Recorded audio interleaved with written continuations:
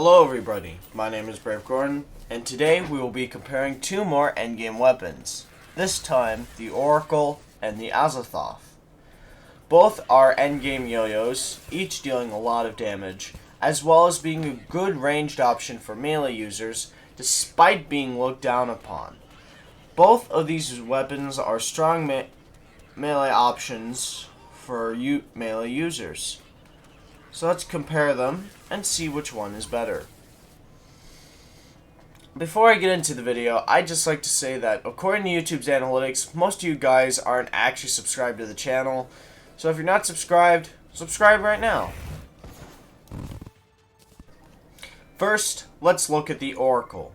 The Oracle is a post-Yaron yo-yo that deals 302 damage, along with creating an auroric aura when it hits an enemy. However, this aurora shrinks if the yo-yo isn't directly hitting something. So what makes this weapon good? The aura is very strong. As long as you keep the weapon directly on the enemy, this weapon is great for single target damage. Crafting it isn't very hard, although one of the items needed is a bit luck-based. You do need to beat Yaron before using it, meaning this weapon is probably good against Supreme Calamitous. It also benefits from melee and yo-yo accessories and buffs. Now, let's look at the cons.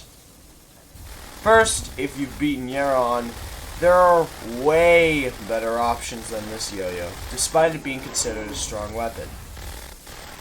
It has a limited range, unlike other projectiles in this category and section of the game, as well as the fact that the auroric ore does shrink if it is not hitting an enemy. All in all, the Oracle is one of the more powerful yo-yos in the game, so now let's look at its competitor, the Azathoth. Like the Oracle, the Azathoth is an endgame yo-yo. However, it acts way more different than the Oracle, mainly because of two major differences. So what makes the Azathoth good?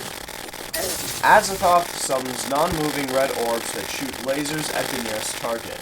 Because of this, it excels against single target and worm enemies. It also has a longer range than the Oracle, but not by much.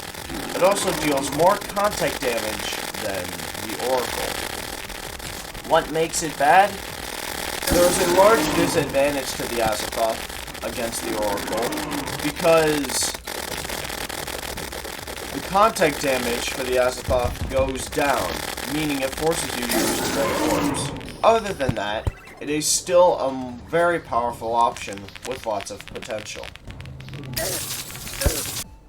Based on what I've said, comparing the two yo-yos and deciding which one's the winner is actually kind of easy.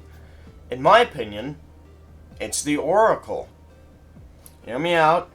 Despite the Azathoth's red orbs, the fact that the damage goes down makes this weapon not as viable and consistent when compared to the Oracle.